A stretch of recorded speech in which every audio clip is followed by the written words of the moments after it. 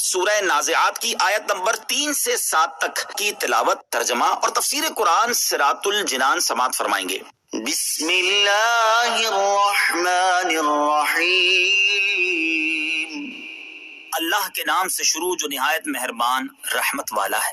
والسابحات سبحا فالسابقات سبقا فالمدبرات امرا۔ ترجمہ، اور آسانی سے تیرنے والے فرشتوں کی، پھر آگے بڑھنے والے فرشتوں کی، پھر کائنات کا نظام چلانے والوں کی۔ اے کافروں، تم پر قیامت ضرور آئے گی۔ والسابحات سبحا، اور آسانی سے تیرنے والے فرشتوں کی، تفسیر صراط الجنان میں ہے، یعنی اور ان فرشتوں کی قسم جو زمین اور آسمان کے درمیان مومنین کی روحیں لے کر آسانی سے تیرنے والے ہیں۔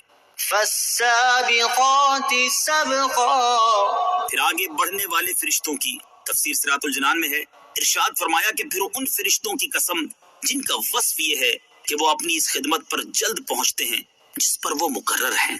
فالمدبرات امرا، پھر کائنات کا نظام چلانے والے فرشتوں کی، تفسیر صراط الجنان میں ہے، یعنی پھر ان فرشتوں کی قسم جو دنیا کے کاموں کا انتظام کرنے پر مقرر ہیں اور ان کاموں کو سر انجام دیتے ہیں۔ ان تمام قسموں کے ساتھ کہا جاتا ہے کہ اے کفار مکہ، تم ضرور دوبارہ زندہ کیے جاؤ گے اور ضرور تم سے تمہارے اعمال کا حساب لیا جائے گا۔ ہر کام وسیلے کے ذریعے ہونا اللہ تعالیٰ کا قانون ہے۔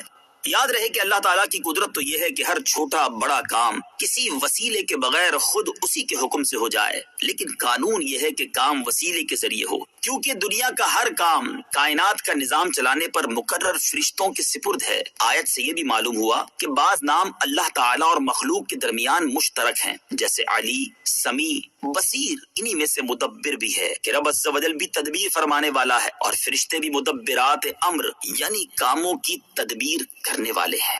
یوم ترجف الراجفہ تتبعها الرادفہ، ترجمہ، جس دن تھر تھرانے والی تھر تھرائے گی، اس کے پیچھے آئے گی پیچھے آنے والی۔